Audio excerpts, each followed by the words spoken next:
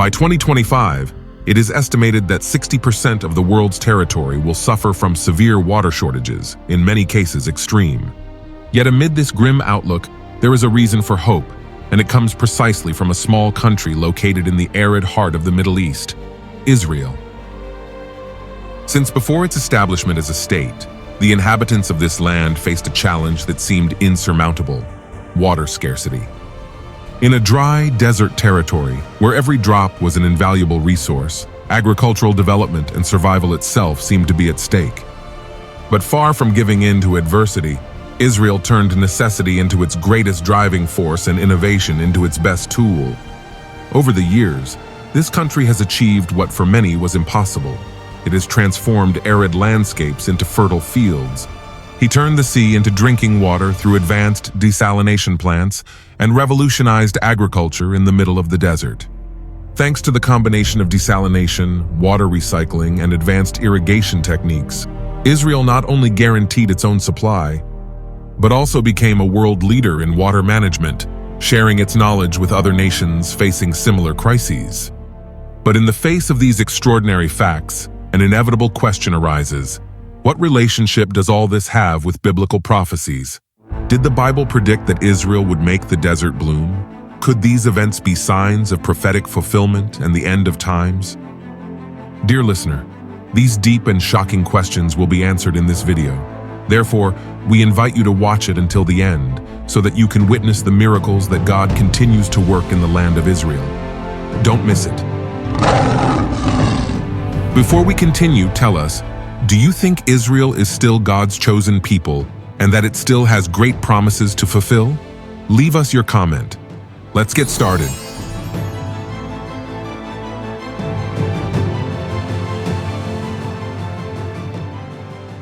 No other nation in history has been the subject of as much biblical study, theological analysis, debate, and controversy as Israel. What makes this people so unique and special is their divine choice. God chose them to be the instrument through which His plan and His message would be revealed to all nations. From its beginnings, Israel has occupied a central place in God's purposes, becoming the scene of some of the most momentous events in biblical history. Through Israel, the Lord manifested His power, established His covenant, and revealed His will, which has generated profound study and reflection in countless generations of believers and scholars of the Scriptures. On the other hand, we also have to consider that, throughout history, the people of Israel have been one of those who have suffered the most due to the numerous persecutions they have faced. Today, Jews are scattered throughout the world, but this diaspora has deep roots. The dispersion of the Jewish people began with the destruction of the first temple in 586 before Christ by the Babylonians, which led to the exile of many Jews to Babylon. Although some returned after the decree of Cyrus the Great, the dispersion continued. The largest diaspora occurred after the destruction of the Second Temple in 70 after Christ by the Roman Empire, which led to the expansion of Jewish communities throughout Europe, the Middle East, and North Africa.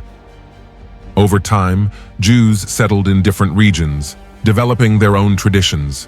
Communities such as the Sephardim emerged in Spain and the Mediterranean, the Ashkenazim in Central and Eastern Europe, and the Mizrahim in the Arab world.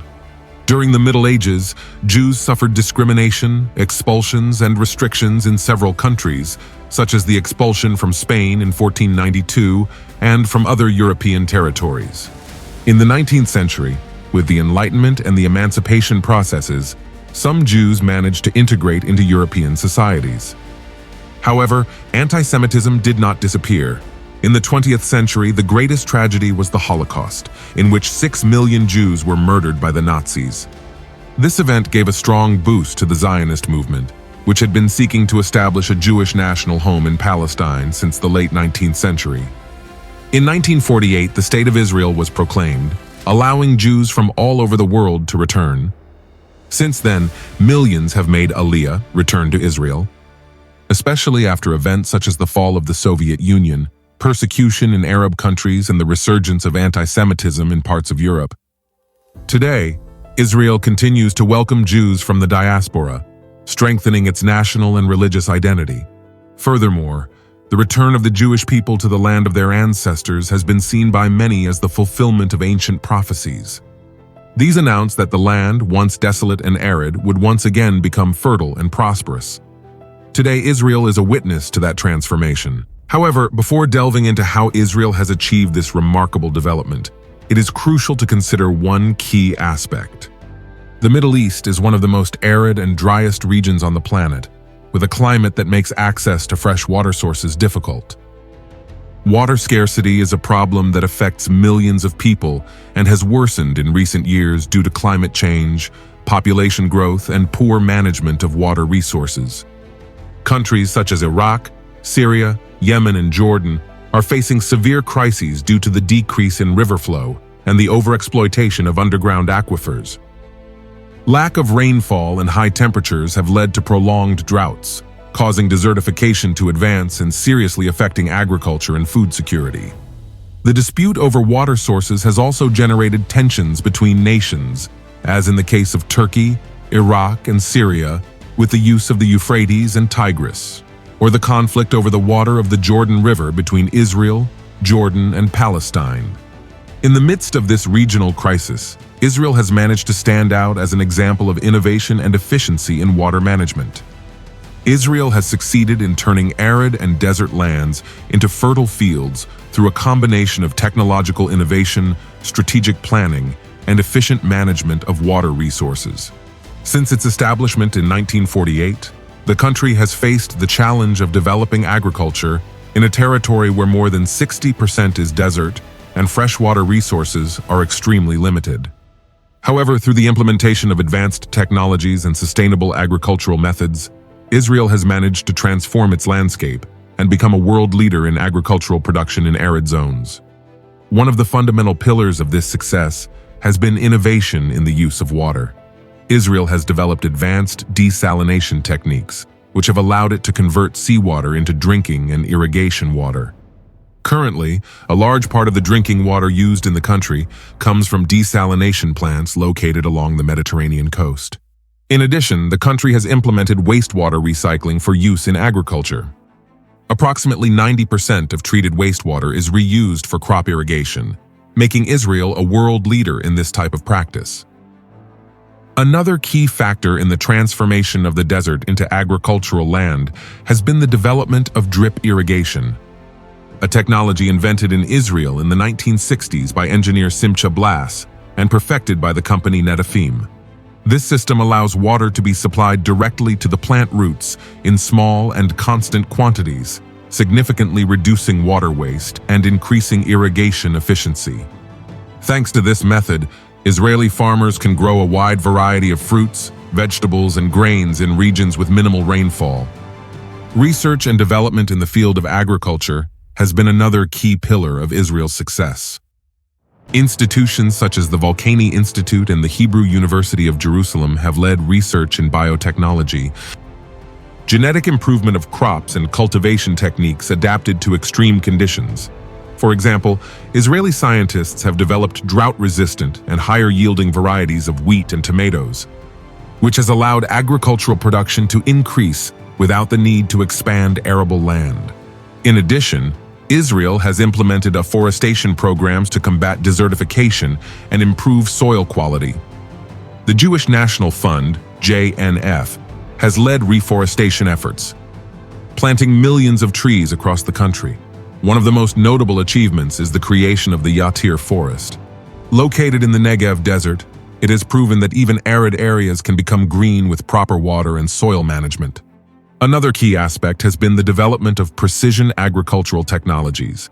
Israel has incorporated sensors, artificial intelligence, and drones to monitor the state of crops and optimize the use of resources.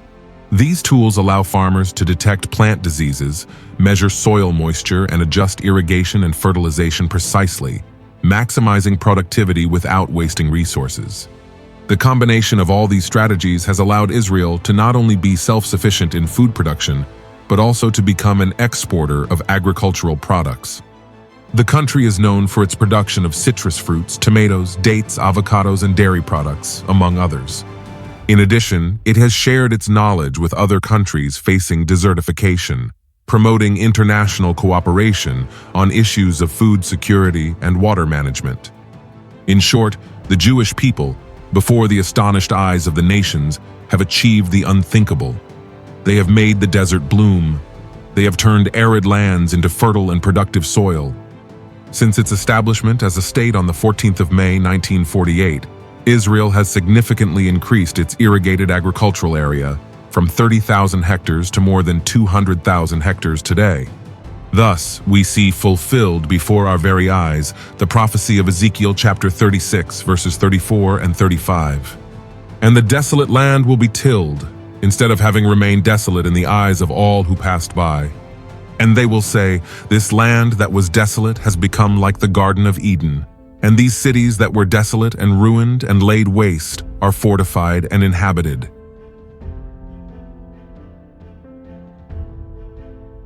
In Isaiah chapter 65, verses 21 to 23, it also says, they will build houses and live in them. They will plant vineyards and eat their fruit. They shall not build and another inhabit it. They shall not plant and another eat. For as the days of a tree shall be the days of my people, and my chosen shall enjoy the work of their hands. They will not labor in vain, nor bear children for disaster, for they are the offspring of those blessed by the Lord, and their descendants with them. Let us recall again the words of the prophet Isaiah in chapter 26, verse 6. The days will come when Jacob will take root, Israel will blossom and sprout, and the face of the world will be filled with fruit.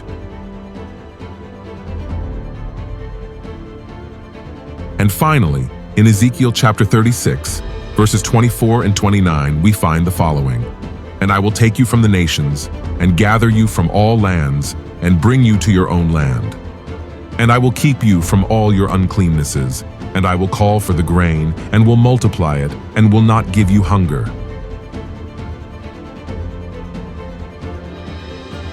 There are many prophecies related to this topic, and the most surprising thing is that they are already being fulfilled before our very eyes. A clear example is the Arava desert, an arid region in Israel that has gradually been transformed into fertile lands full of vegetation and life. The Arava desert is special for one notable reason. It grows approximately 50% of the vegetables Israel exports to the international market. Produce such as grapes, tomatoes, and dates thrive in this environment thanks to innovative agricultural techniques. In addition to crops, greenhouses, drip irrigation systems, and technological advances have been developed in the valley that have made this transformation possible. Located in southern Israel near the border with Jordan, the Arava has become a key driver of the country's economy.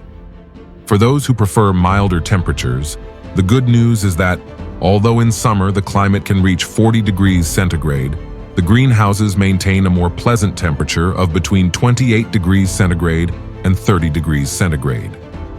Thanks to a cooling system, optimal climatic conditions are recreated for the cultivation of melons, watermelons, and pumpkins. Most of the vegetables produced in this region are exported to Europe. They are grown in furrows with fertile soil and are fed by an efficient drip irrigation system. Although annual rainfall in the area barely reaches 30 millimeters, which would make agriculture seem practically impossible, investment in research and technology has allowed a true miracle to occur in the Arava. However, it is important to remember that this amazing event had already been announced in Bible prophecy. In the book of Isaiah, chapter 35, verses 1 and 2, we read the following: The wilderness and the desert will rejoice. The desert will rejoice and blossom like the rose. It will blossom abundantly and will be glad and sing for joy.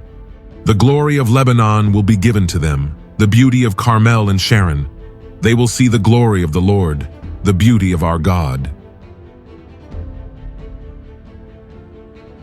This promise is true, for modern Israel has turned the desert and wilderness into productive farms and has indeed made the desert bloom like the rose. In 1920, there were only about 18,000 trees in the entire region of Palestine. During Ottoman rule, a tax was levied on each tree, which discouraged people from planting them. However, with the founding of the State of Israel and in just one decade, 50 million trees were planted. Today, Israel has more than 250 million trees, making it the only country in the world that has more trees than it did a century ago. This phenomenon had already been announced in biblical prophecy. In Isaiah chapter 41, verses 19 and 20, we can read the following: I will plant in the wilderness cedars, acacias, myrtle, and olive trees. And in the desert I will place cypress, pine, and box trees together, that all may see and know and consider and understand that the hand of the Lord has done this, and that the Holy One of Israel created it. Dear listener, God certainly continues to fulfill his promises regarding Israel. And we are certain that this beloved nation still has great prophecies to be fulfilled as we approach the end of time. One of those promises is that the Lord will gather the 12 tribes of Israel again. The scriptures repeatedly reveal to us that God's desire has always been to restore and gather together his people, who still remain scattered among the nations. However, at the appointed time, this will come true. Let's look at what Jeremiah chapter 33 verse 7 says. And I will bring back the captivity of Judah and the captivity of Israel, and I will establish them as at the first. In Ezekiel chapter 36 verse 24 we also read, And I will take you from the nations, and gather you from all countries, and bring you into your own land. When Ezekiel first gave this prophecy, Israel was virtually desolate and its people were in exile. God promised not only to bring back his people from Babylonian captivity, but also a greater and more complete reunification to come. This does not relate merely to the restoration from Babylon. The Jews are currently scattered throughout the pagan countries. Muslims and Christians, these will be collected and brought back to recover their own land. Therefore, we see that from ancient times God had promised his people Israel that although he would punish their sin, he would never forget them, and would deal with them again as a nation at the end of time, freeing them from their enemies, which included powerful nations and Satan himself. These same promises were expressed in a similar way by the prophet Micah, who also announced the future universal kingdom of the Messiah on Mount Zion. Let us read Micah chapter 4 verses 1 and 2. In the last days, the mountain of the house of the Lord will be the highest of all, the most important place on earth. It will be raised above all the hills, and people from all over the world will come there to worship. People from many nations will come and say, Come, let us go up to the mountain of the Lord, to the house of the God of Jacob. There he will teach us his ways, and we will walk in his paths. For the teaching of the Lord will go forth from Zion, and his word from Jerusalem. This prophecy has not yet been fulfilled. Today, the nations of the world do not flock to Jerusalem to hear the word of the Lord, nor does the word of God go out from Jerusalem to the whole earth. This will only happen when the one true Prince of Peace, Jesus Christ, establishes his reign. This prophecy speaks of the future exaltation of Jerusalem, the city of Zion, in the final restoration of the Lord. Its complete fulfillment will occur in the millennium, when multitudes of people will flock to a restored and redeemed Jerusalem, established as the capital of the world at that time. Therefore, dear listener, we are living in a prophetic time when we are seeing the scriptures fulfilled before our very eyes. Today, Israel is a living testimony to the transformation that God promised. As we have seen, the desert is blooming in this land, just as foretold in biblical prophecy. This is irrefutable proof that all the promises of the Lord are faithful and true. On the other hand, it is true that there are glorious promises for Israel in the divine plan. But dear listener, we too, as the Lord's church, have received extraordinary promises. We can have complete confidence that God is faithful and will fulfill each of them in his perfect time. Therefore, I want to encourage you to continue forward with faith and hope. Do not allow difficulties to discourage you, but hold on to God's promises. Let us pray for one another, strengthening our fellowship and lifting us up in unity. And let us not forget to pray for Israel, for it is a special nation in God's plans. May the Lord bless Israel, and may his peace reign over Jerusalem. Let us remain firm in faith, trusting in the fulfillment of his word. And so we come to the end of this video. We sincerely hope that the information shared has been useful and enriching for you, and that it has contributed something valuable to your understanding or interest in the subject matter discussed. We really appreciate your time and attention, and we would love to have you join us for the next video. See you soon. God bless you.